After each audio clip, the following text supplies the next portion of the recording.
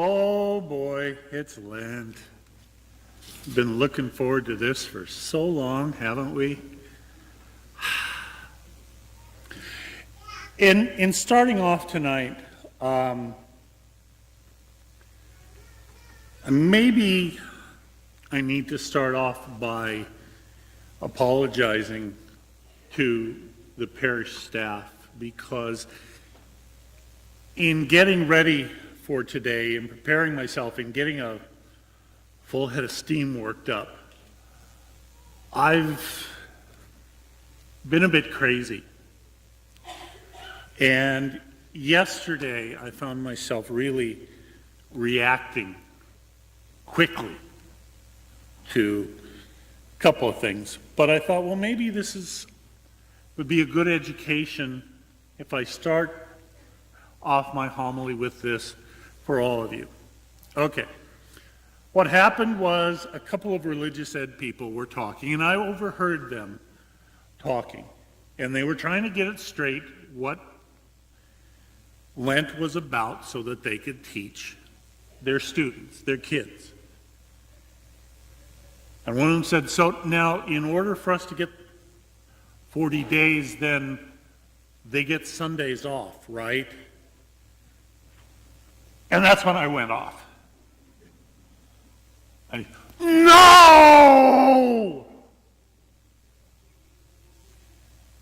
But that's kind of what many of us were raised with.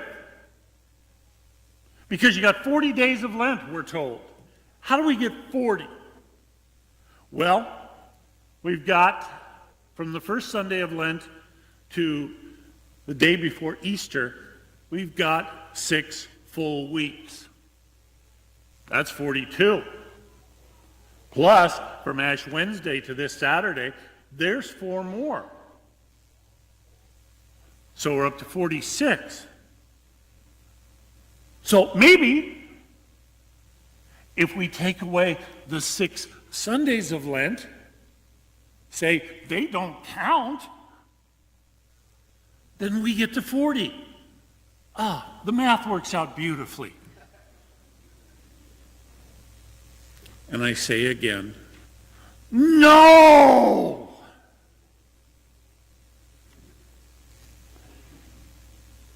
We talk about 40 days of Lent.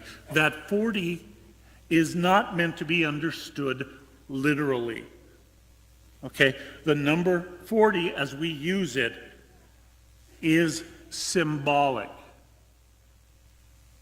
We say we have the 40-day season of Lent, which ties us to, as we hear in the Gospels, Jesus, who went into the desert for 40 days and prayed and fasted. And the Gospels were written that way, referring to Jesus being in the desert for 40 days, because that tied Jesus to the Hebrew people who wandered through the desert for 40 years. So it's a symbolism, it's a connection between there. And the reason that I reacted as strongly as I did is because to take this attitude of it's all about the days that we are doing sacrifices, but here are the Lenten loopholes. Okay, we don't have to count Sunday. I mean, Lord knows the other days of the week we are doing so much suffering, so much sacrifice, that there's no way that we would make it if we didn't have Sunday off. Come on. What are we talking about with the season of Lent?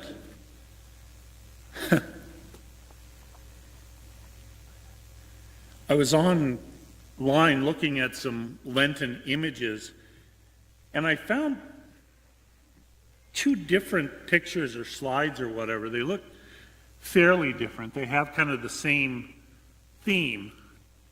And it looks like basically they're a list of all kinds of things that people give up for Lent. You know, some of them are big letters: alcohol, chocolate, Facebook, Twitter, meat, sex, fast food, soda. And some of them are much smaller: bread, fried food, sarcasm, marijuana, masturbation, work. And this one I had no idea why this was on here. But included with all these other things, they have Charlie Sheen. If any of you are giving up Charlie Sheen for Lent, well, good luck to you on that. But boy, there's a whole bunch of things here.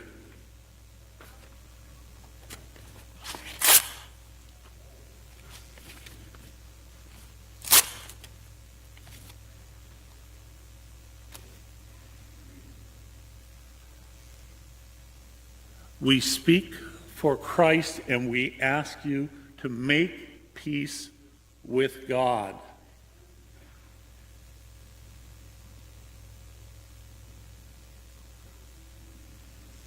Now is the acceptable time. Now is the day of salvation. We heard it over and over again, because that's what Paul was emphasizing.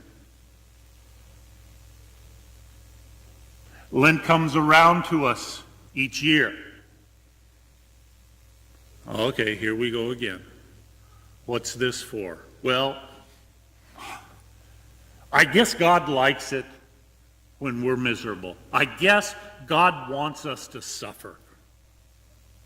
So, all right, God, I'll do without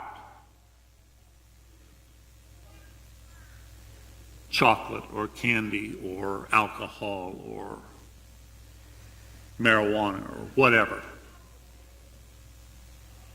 It'll be hard for me, but I'll do it, Lord.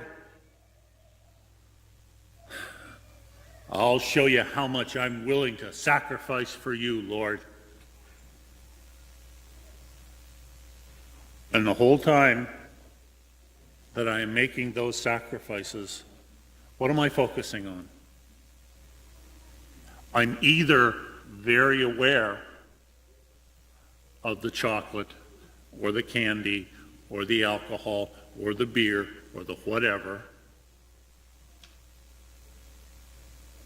and we start counting down the days and say, okay, just another 4 days.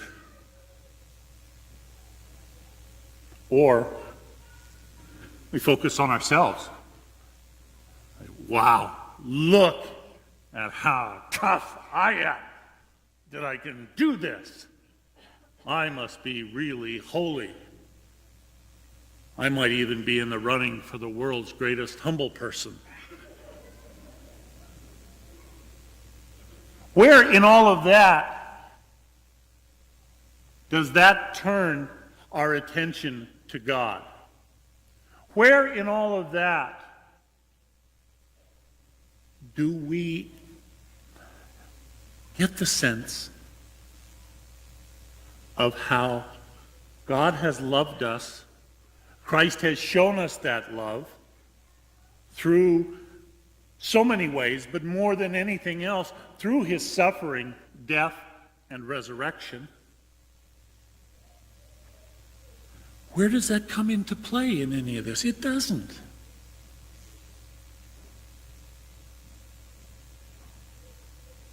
And suffering just for the sake of suffering will not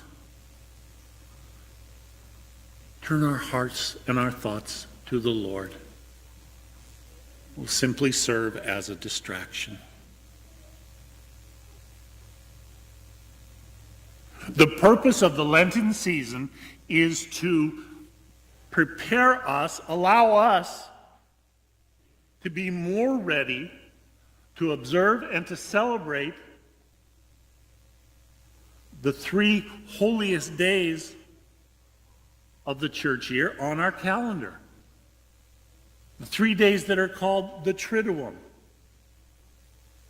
Holy Thursday, Good Friday, and Holy Saturday leading into Easter, those are not part of Lent.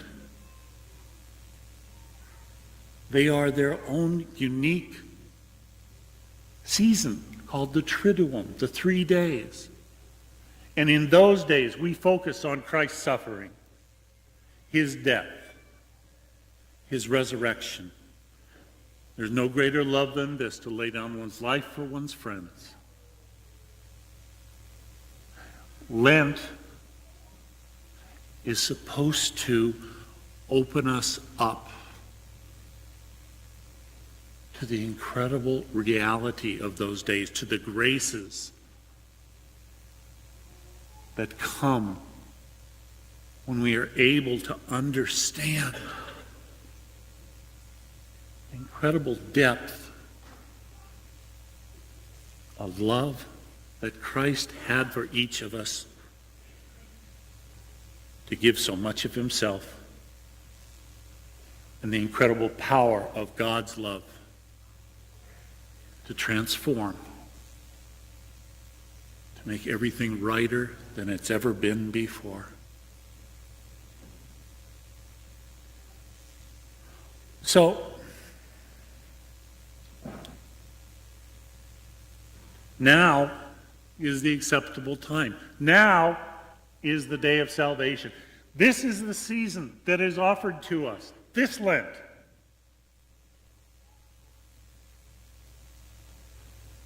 I was thinking about it, and do I want to approach it from, how do we know if we'll have another Lent? I thought, we get that all the time. But how do we know if those around us will have another Lent? What if this is the opportunity that is being offered to us to forgive, to reconcile, to begin to seek the help that we need to overcome the selfishness that has crept into our lives? Lent, very simply, pray, fast, give. Pray so that we are reminded that we are so dependent on God for everything. And God wants to be with us, and God wants to be helping us, even in the times when, no, I've got to do it all by myself. Fasting. To realize how easy it has become for us to be self-indulgent. To realize how little we say no to ourselves, and how we have gotten so used to that. Prayer, fast, give. We are called by the gospel of Jesus to show that love through our concern for others.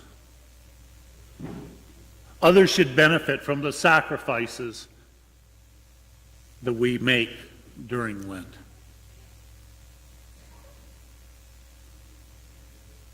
So we gather here tonight to be marked with a smudge of dirt. Angels with dirty faces. What does it mean? Hopefully, it's a commitment. I am willing, Lord,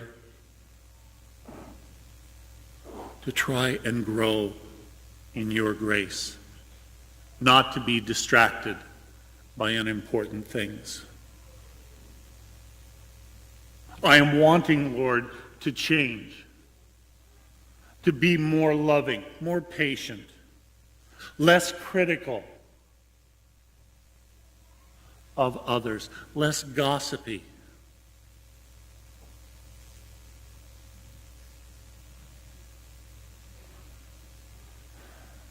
More the kind of person, Lord, that you know I can be.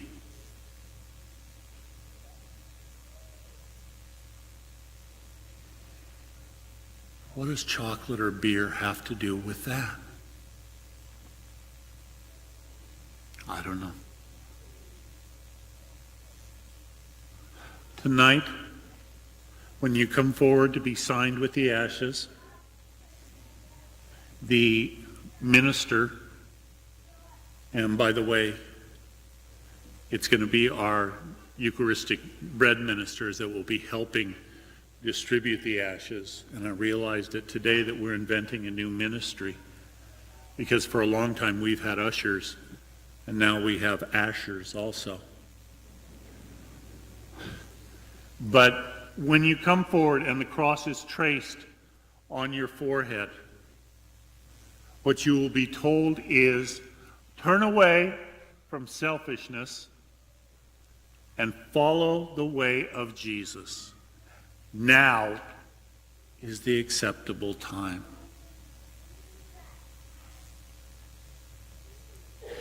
Lent is not meant to be grim.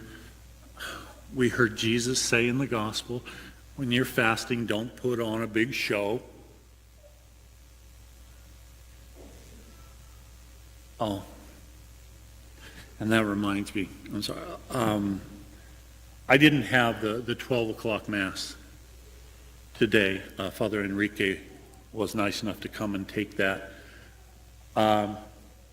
So I was in the men's room just a little bit before Mass was getting out. And standing at the sink next to me was a young man who had just come out of Mass. And it was the strangest thing. I'd never seen this before. He had taken a little piece of charcoal out of a bag that he had in his pocket. And he was standing there at the mirror, and he was trying to darken the ash cross so that it showed up even better. As Jesus said, keep your deeds of mercy secret. But there he was with, okay, fine, whatever.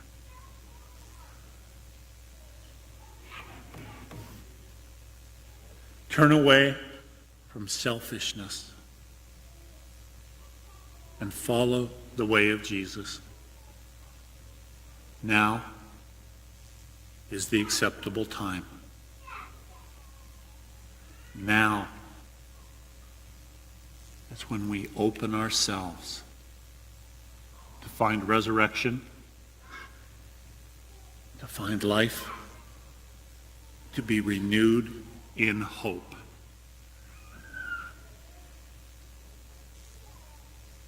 I hope this becomes a very holy season, because it is the day of salvation.